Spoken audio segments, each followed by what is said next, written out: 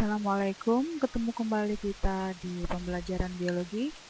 Tema pada hari ini adalah tentang sel. 3 teori sel.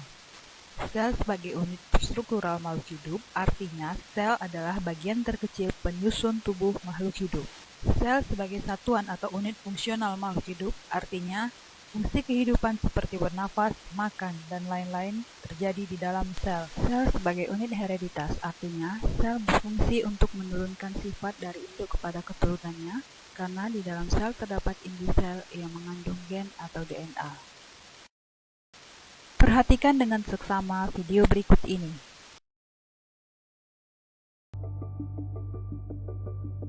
Cells are the smallest living unit.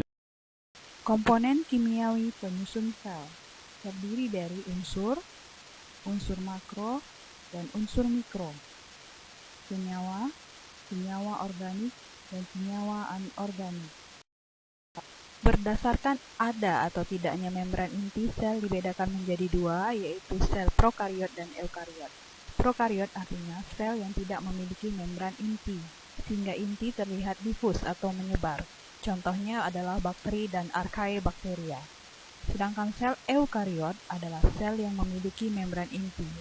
Contohnya adalah Plantae dan Animalia. Gambar yang berwarna kuning adalah contoh sel yang prokariot. Sedangkan yang berwarna ungu adalah sel eukariot. Perhatikan pada yang berwarna kuning atau prokariot, inti yang berwarna ungu itu terlihat menyebar. Sedangkan inti sel pada sel eukariot itu intinya dilindungi oleh membran. Perhatikan gambar dua sel. Pada sebelah kiri ini adalah satu buah sel tumbuhan, di sebelah kanan adalah satu buah sel hewan. Di dalam tiap sel itu terdapat organel-organel. Contohnya pada sel tumbuhan itu ada tonoplas, ada vakuola sentral, ada nukleus, ada retikulum endoplasma kasar, retikulum endoplasma halus, peroksisom, dinding sel, dan lain-lainnya. Pada sel hewan juga terdapat organel-organel. Namun, pada sel hewan dan sel tumbuhan terdapat beberapa organel yang berbeda, yang dimiliki hanya oleh salah satu sel saja. Nah, carilah perbedaan antara sel tumbuhan dan sel hewan yang kamu temukan.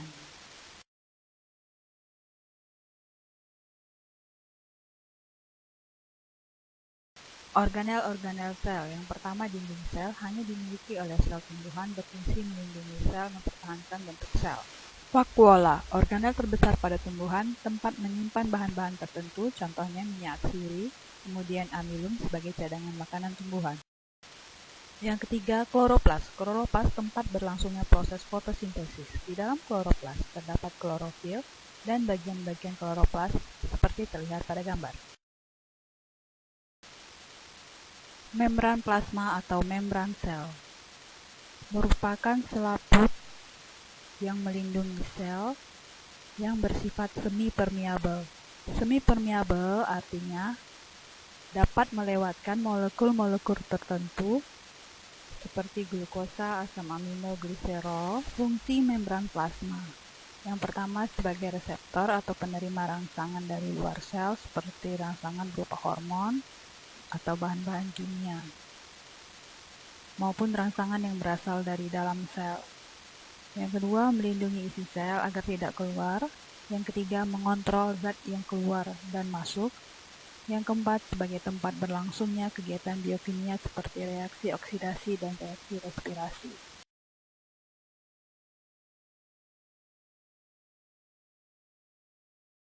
Organel berarti organ-organ kecil.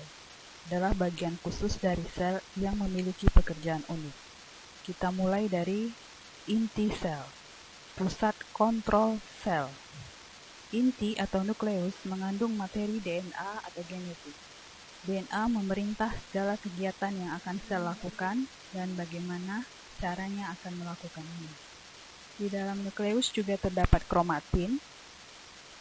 Kromatin pada saat sel membelah akan menebal membentuk kromosom.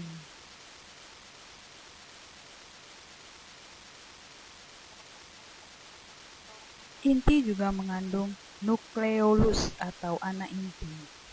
Di dalam nukleolus akan dibentuk ribosom. Setelah ribosom meninggalkan inti, mereka akan bertugas untuk membentuk atau mensintesis protein. Di luar inti, ribosom dan organel-organel lainnya akan melayang-layang di dalam sitoplasma yang merupakan substansi seperti gel. Ribosom berkeliaran bebas di dalam sitoplasma atau ada yang melekat pada retikulum endoplasma. Ada dua tipe retikulum endoplasma, yaitu retikulum endoplasma kasar yang memiliki ribosom dan retikulum endoplasma halus yang tidak memiliki ribosom. Retikulum endoplasma adalah membran tertutup untuk mensintesis protein. Protein dan bahan-bahan lainnya muncul dari retikulum endoplasma dalam bentuk vesikula-vesikula kecil. Vesikula-vesikula kecil ini akan ditangkap oleh aparatus Golgi atau badan Golgi. Di dalam badan Golgi, protein tadi akan dirubah bentuk menjadi bentuk yang dapat digunakan. Badan Golgi akan melipat protein dan menambahkan bahan-bahan lain seperti lipid atau karbohidrat. Kemudian vakuola. Vakuola hanya ada pada sel tumbuhan ya. Vakuola seperti kantung berfungsi untuk menyimpan air.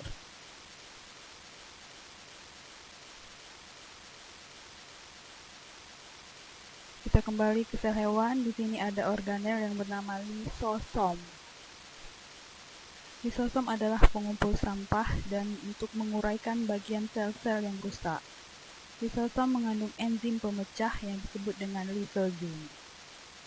Organel berikutnya mitokondria. Mitokondria adalah organel tempat dihasilkannya energi. Mitokondria dimiliki oleh sel hewan dan sel tumbuhan. Mitokondria akan membentuk senyawa ATP sebagai penyedia energi bagi semua aktivitas sel. Sel yang membutuhkan banyak energi akan memiliki lebih banyak mitokondria. Sementara itu, sel akan mempertahankan bentuknya menggunakan sitoskeleton. Sitoskeleton terdiri dari mikrofilamen yang terbuat dari protein dan mikrotubulus berupa tabung tipis berongga. Beberapa organisme seperti tumbuhan dapat menangkap sinar matahari, energi sinar matahari, karena dia memiliki struktur atau organel sel disebut dengan kloroplas. Di dalam kloroplas terdapat pigmen hijau yang disebut dengan klorofil.